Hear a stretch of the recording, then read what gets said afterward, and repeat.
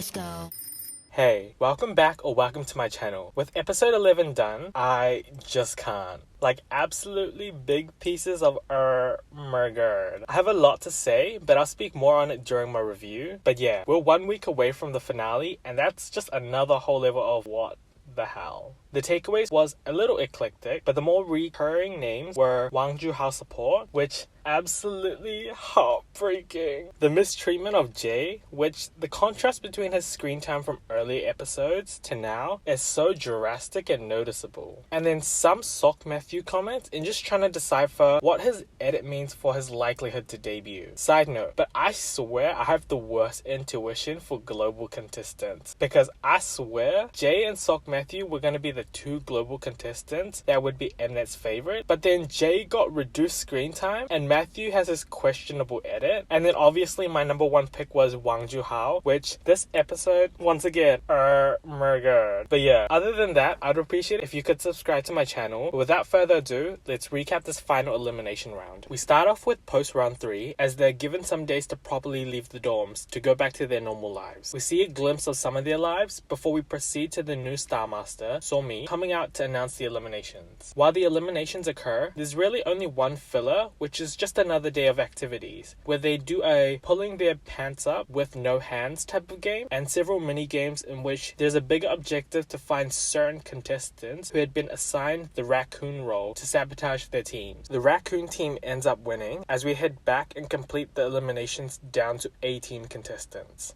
After the eliminations, we then see a montage of the eliminated contestants packing up before the next morning occurs, where Kim Jae-hwan wakes everyone up with his rendition of the theme song, Here I Am. They have breakfast as a group before Kim Jae-hwan announces the final mission, in which there are 2 teams of 9 with 2 new original songs of Jelly Pop and Hot Summer. They go through the same process as Produce, where the lower ranking contestants choose first, but obviously the higher ranks can knock people out of their roles. We see a small bit of setup for both teams, in which they both assign a leader and a temporary person to get the killing part, as in the end, the audience actually gets to decide who gets the killing part. For the temporary killing part, Song Han Bin gets it for Hot Summer, and Sok Matthew gets it for Jelly Pop. As for the reviews, I'll start off with who I would award the killing parts to based on the audition clips from the Mnet YouTube channel. It'll be pretty quick because, I don't know, I guess it's based on vibes, honestly. For Jelly Pop, I would nominate Park Gun-woo. If we consider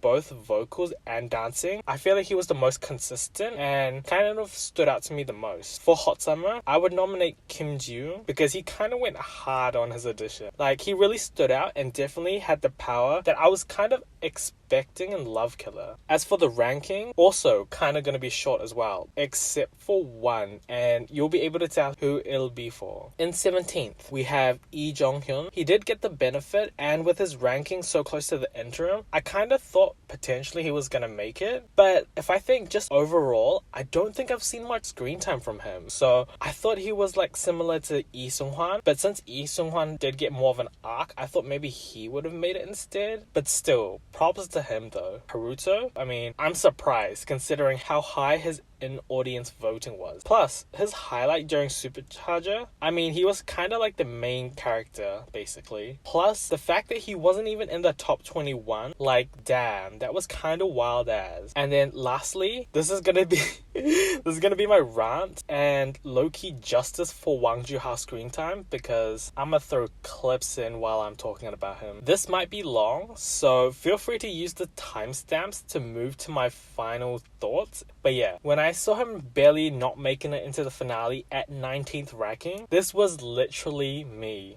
It has to be a joke. I do not believe this is happening. I'm literally about to kill myself and I'm not kidding. You better fix it right now.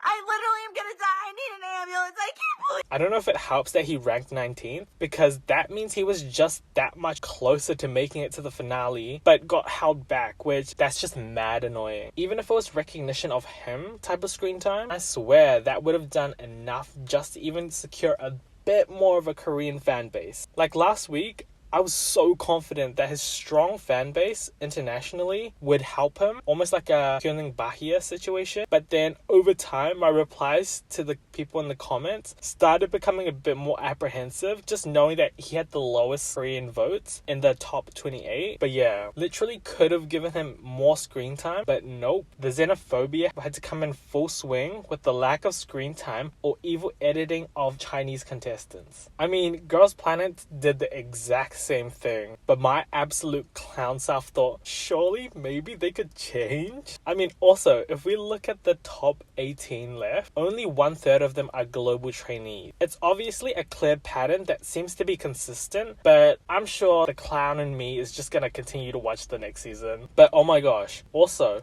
that whole raccoon game, and Wang Zihao was one of them. Did anyone clock the fact that all of the teams had discussions on who they were going to nominate as who they thought the raccoon was going to be? Everyone except Supercharger, which was Wang Zhihao's team, which once again, Wang Zhihao and his no screen time. Like, what is happening? The absolute holy disrespect. But yeah, I guess Rant over, and I guess that's it for him on Boys Planet. He had actual bars when he did his final speech, because his quote of "all things I've experienced in Boys Planet will be a great prologue of the book of my life." Like, damn, so smooth.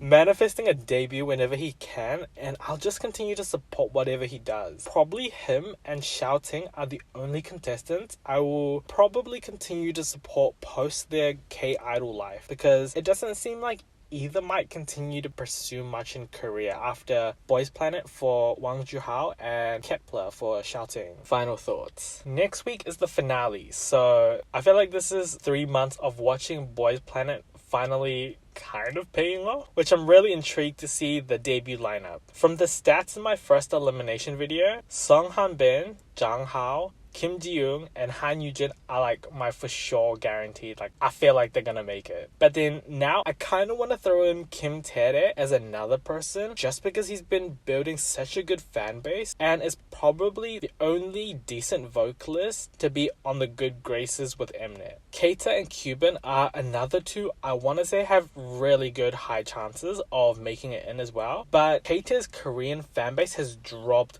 a significant amount, while Cuban dropped in the last interim ranking we had for kind of no reason. So I don't know how stable his fan base is, and with one pick being what's left, we'll see how that kind of impacts him. Sok Matthew, Park Han-bin, Park Gun-wook, and Kim Jun-hyun are like my real 50-50s, where they seem like they could achieve the top 9 1 minute, and then the next they could get replaced by someone else. So it would be a big maybe for them on the day, I guess. And then Ricky would be my wild card, just because I low-key didn't expect him to make it this far. And with him being in the top 9 currently, I feel like it's definitely plausible. As for my top 9, not much has really changed besides obviously my one pick being eliminated. I'm curious though, who's everyone's one pick? Also let me know, what is your strategy to this? Are you going all in for them, or are you gonna spread your votes out between many other contestants? My now one pick will probably go to Park Gun-wook. I really had to think about it between him and Keita, but I feel like Keita's fanbase could be strong enough to keep him in the top 9, because Park Gun-wook has just not been stable enough, and I feel like he'd be such a good addition to this debut lineup. The rest of my top 9 are basically the same people that I've kind of mentioned throughout